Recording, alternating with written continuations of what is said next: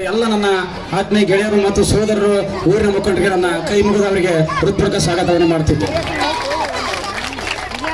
ನಿನ್ನೆ ನಮ್ಮೂರಿಗೆ ಬಿಜೆಪಿಯ ಮಾಜಿ ಶಾಸಕರು ಪ್ರಚಾರಕ್ಕೆ ಬಂದಿದ್ದರು. ಬಂದಂತ ಸಂದರ್ಭದಲ್ಲಿ ಹೇಳಿದರು, ರಾಜ ವೆಂಕಟಪ್ಪ ನಾಯಕ ಬರೇ ಪೇಟಮ್ಮಾಪುರ ತವ್ರ ಮನಿ ಅಂತಾನ. ತವ್ರ ಮನೆಗೆ ಏನ್ ಮಾಡ್ಯಾನ ಅಭಿವೃದ್ಧಿಗೆ ಅದ್ರ ಬರ್ರಿ ಓಟು ಅಭಿವೃದ್ಧಿ ಪರವಾಗಿ ಕೇಳಾಗ್ತಾ ಇರಲ್ಲ ಅಂತಂದ್ರೆ ನಾವು ಮಾತು ಹೇಳ್ತೀನಿ. ನೀವು ಎಲ್ಲಿ ನಿಂತು ಭಾಷಣ ಮಾಡಿರಲ್ಲ ಅದು ಕಟ್ಟಿದ್ದು ಡಾಕ್ಟರ್ ರಾಜ ವೆಂಕಟಪ್ಪ ನಾಯಕ್ ಅವರು.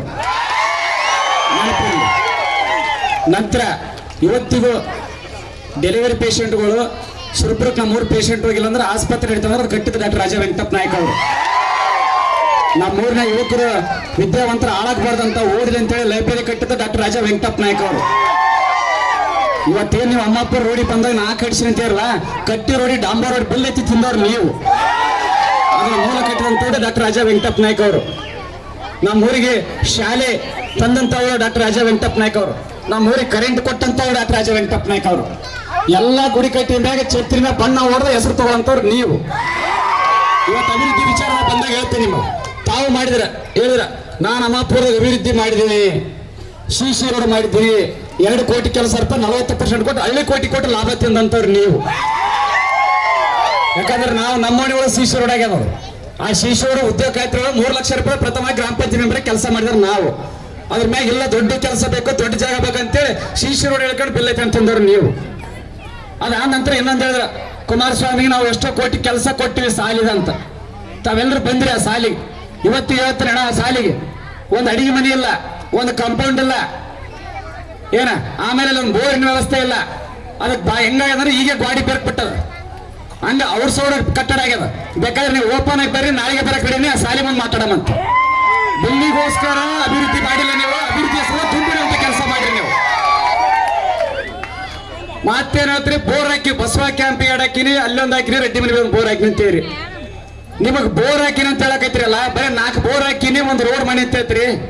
ನಮ್ಮ ರಕ್ತ ಸುರಿಸಿ ನೀರು ಸುರಿಸಿ ನಿಮಗೆ ಓಟ್ ಹಾಕಿ ಆರೇನು ನಿಮಗೆಲ್ಲ ಬರೀ ಕೆಲಸ ಮಾಡಿ ಅಂತ ಹೇಳಿ ನೀವು. ಕಾರ್ಯಕರ್ತರು 2004ರಿಂದ ಅನೇಕ ನಾವು ಆಗಿರ್ತಕ್ಕಂಥ ಸ್ನೇಹಿತರನ್ನು ಕಳ್ಕೊಂಡಿವಿ.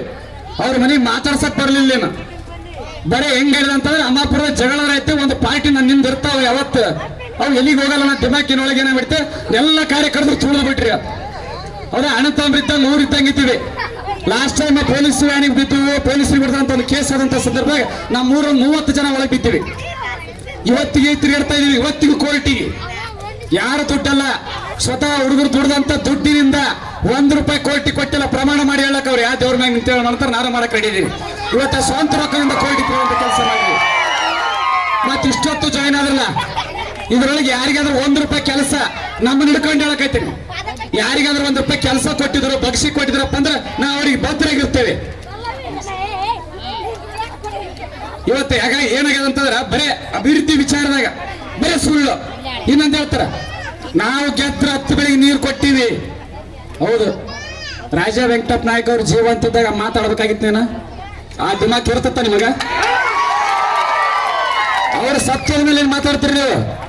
ಹೇಳ್ತಾರೆ ರೈತರಿಗೋಸ್ಕರ ಸದಾ ಇರ್ತೇವೆ ಅಂತೇಳಿ. ನಿಮ್ಮ ಬಣ್ಣದ ಮಾತು ತಕ್ಕಂತ ಮಾತಾಡೋ ಜನ ತಕ್ಕ ಉತ್ತರ ಕೊಡಕ್ ನಾವು May 7ನೇ ತಾರೀಕು ಆಲ್ರೆಡಿ ಸಿದ್ಧ ಆಗಿವಿ. ನಿಮಗೇನಾದ್ರೂ ನೀರಿನ ಬಗ್ಗೆ ನಿಜವಾದ ರೈತರ ಬಗ್ಗೆ ಕಾಳಜಿ ತಪ್ಪ ಅಂದ್ರೆ 9 ತಿಂಗಳು ಬೆಂಗಳೂರಿಗೆ ಕೊಡ್ತಿರಲಿಲ್ಲ. ಅವತ್ತೇ ಬಂದ್ರೆ ಸ್ವಲ್ಪ ಸ್ಟ್ರೈಕ್ ಮಾಡ್ಬೇಕಾಗಿತ್ತು. ಅವತ್ತು ನಾನು ಬೆಂಬಲ ಕೊಡ್ತಿದ್ವಿ, ನಾವು ರೈತರ ನಾಯಕ ಅಂತ ಹೇಳಿ. ರೈತರ ನೇಮ ಇಟ್ಕೊಂಡು ತಾವು ಹೇಳ್ತಾರೆ 14 TMC ಡೆಡ್ ನೀರು ಅದಾವಂತ. ಅಷ್ಟು ಚಂದ ಕತೆ ಹೇಳ್ತೀರಿ, 2 TMC ನೀರು ಅಂತ ಹೇಳ್ತೀರಿ. ಇನ್ ಕೇಸ್ ಮುಂದೆ ಮಳೆ ಆಗ್ಲಿಕ್ಕಂದ್ರೆ ಏನ್ ಮಾಡ್ಬೇಕು ನಾವು? ಪ್ರಾಣಿ ಪಕ್ಷಿಗಳ ಗತಿ ಹೆಂಗ? ತಾವು ಮಾತಾಡ್ಬೇಕಾದ್ರೆ ವಿಚಾರ ಮಾಡ್ಬೇಕು. ಬುದ್ಧಿವಂತರು ಓಟ್ ಹೋಗೋಸ್ಕರ ಏನಾದ್ರೂ ಸುಳ್ಳು ಹೇಳ್ಬೇಡ.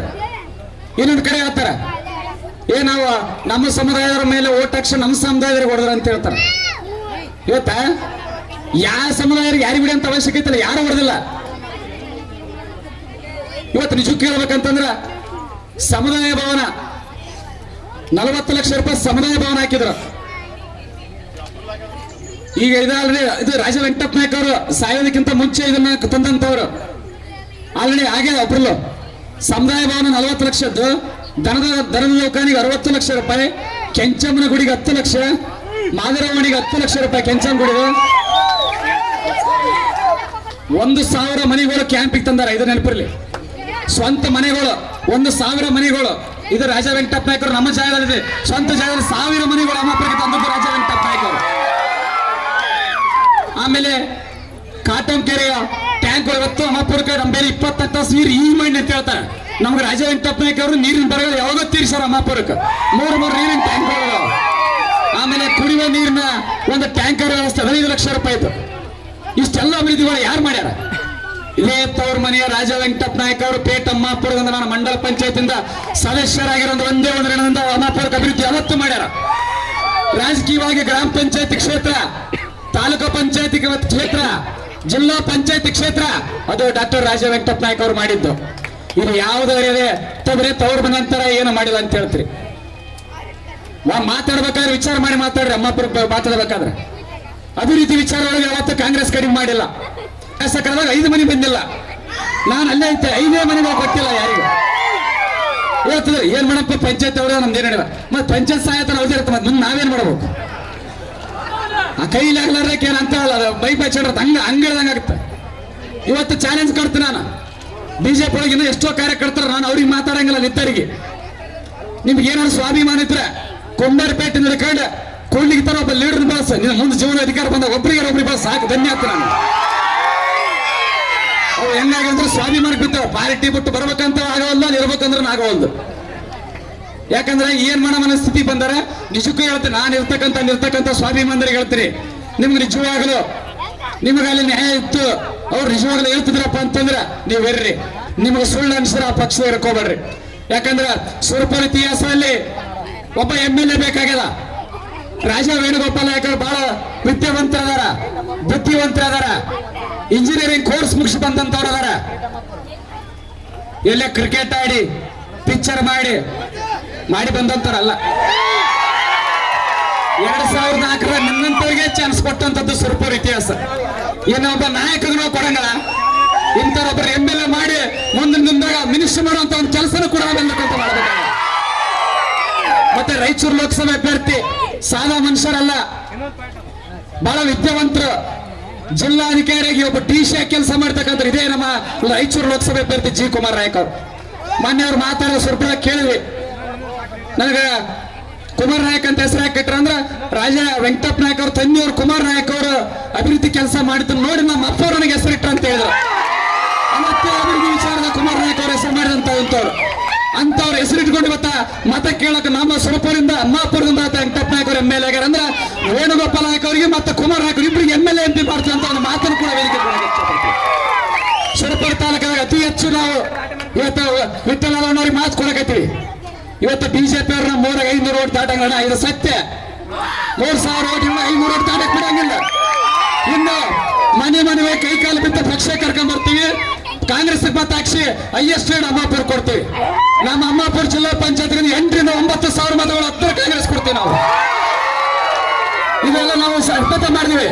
ಮಹೇಶ್ ಯಾದವ್ ಹನುಮೇಶ್ ಪೇಟೆ ಇರ್ಬೋದು, ಸಂಡಿ ಎಲ್ಲರೂ ಕಲ್ತು ಹೋಗ್ತಾರ. ಮನೆ ಕೈಕಾಲು ಬಿದ್ದು ಪಾರ್ಟಿ ಕರ್ಕೊಂಡ್ ಬರುವಂತ ಕೆಲಸ ಮಾಡ್ತೀವಿ. ಇವತ್ತೆಲ್ಲ ಒಬ್ರಿಬ್ರು ಕಿಡಿಗೇಡಿಗಳು ಏನಾರ ಅಪಪ್ರಚಾರ ಮಾಡಕತ್ತಾರ ಊರಾಗ.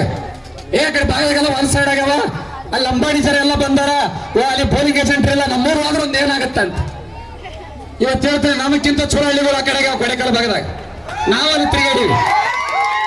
ಇಷ್ಟು ದಿವಸ ಒಂದು ಬಾಣ ಹೊಡ್ತಿದ್ರು. ಸರಿ ರಾಜ ಕೃಷ್ಣಪ್ಪ ಹೋಗ್ತಾನ, ಚನ್ನಪಟ್ಟಣ ಶಾಂತಗೌಡ ಹೋಗ್ತಾನ, ಅವ್ರ ಬಾಬಗೌಡರು ಹೋಗ್ತಾರ, ಇವ್ರೆಲ್ಲರೂ ಹೋಗ್ತಾರ. ಯಾರು ಹೋಗಲ್ಲ ಅಂತ ಅವತ್ತೇನೋ ಚಪ್ಪಿನ ಹೋಗಲ್ಲ ಅಂತೇಳಿ ನಾವು ಸುಳ್ಳುಗಲ್ಲ. ನಿಮ್ಮಲ್ಲಿ 2-3 ಬರ್ತಾರ, ಹೆಸರು ಹೇಳಲ್ಲ. ಅತಿ ಶೀಘ್ರದಾಗ ನಿಮ್ಮವ್ರನ್ನ ಬಿಗಿಡಿದಾರೆ. ಅಪಪ್ರಚಾರ ಮಾಡುವಂತ ಕೆಲಸ ಮಾಡಬೇಡ್ರಿ. ಏನಿದ್ರು ವೆಂಕಟಪ್ಪ ನಾಯ್ಕರ ಬಗ್ಗೆ ಅಪಪ್ರಚಾರ ಮಾಡ್ರಿ. ಅಭಿವೃದ್ಧಿ ಅಂದ್ರ ಕನಸ್ಗಾರ ಅಂದ್ರ ಸುರ್ಪುರ ಹೆಸರು ಉಳಿಸ್ಬೇಕಾಗಿತ್ತಪ್ಪ ಅಂದ್ರೆ ಅದು RKM ಕುಟುಂಬ, ರಾಜ ವೆಂಕಟಪ್ಪ ನಾಯ್ಕ ಅವ್ರ ಕುಟುಂಬ, ಅದು ವೇಣುಗೋಪಾಲ್ ನಾಯ್ಕ ಅವ್ರು ಮಾತ್ರ ಅಂತ ಮಾತನಾಡಲಿಕ್ಕೆ ಇಷ್ಟಪಡ್ತೀವಿ. ದಯವಿಟ್ಟು ತಾವೆಲ್ಲ ಬರುವಂತ 7ನೇ ತಾರೀಕೆ ಒಂದೇ ತೋಲಿ ಚುನಾವಣೆ ಇರ್ತಾವ, ವಿಧಾನಸಭಾ ಮತ್ತು ಲೋಕಸಭಾ. ತಾವೆಲ್ಲರೂ 7ನೇ ತಾರೀಕು ಕಾಂಗ್ರೆಸ್ ಪಕ್ಷಕ್ಕೆ ಮತ ಹಾಕೋದ್ರ ಮುಖಾಂತರ ಅವರಿಗೆ ಪ್ರಚಂಡ ಬಹುಮತ ಕೊಟ್ಟು ಆರಿಸ್ತಿರ್ಬೇಕಂತ ತಮ್ಮೆಲ್ಲ ಮತದಾರರಿಗೆ ಮತ್ತೊಂದು ಬಾರಿಗೆ ವೇದಿಕೆ ಮುಖಾಂತರ ತಮ್ಮ ಕೈ ಮುಗಿದು ಕೇಳ್ತಾ ಕಾಂಗ್ರೆಸ್ ಪಕ್ಷಕ್ಕೆ ಓಟ್ ಹಾಕ್ರಿ ಅಂತೇಳಿ ತಮ್ಮನ್ನು ತಿಳಿಸ್ಕೊತಾರೆ. ಇನ್ನೋರ್ವ ಪ್ರಶಾಂತ್ ಯಳವಾರ್ ಅವರು ಕೂಡ ಬೇರೆ ಕಡೆ ಹೋಗಿ ತಿರುಗಿ ಬಂದ್ರೆ ಅವರು ಕೂಡ ಅಧಿಕೃತ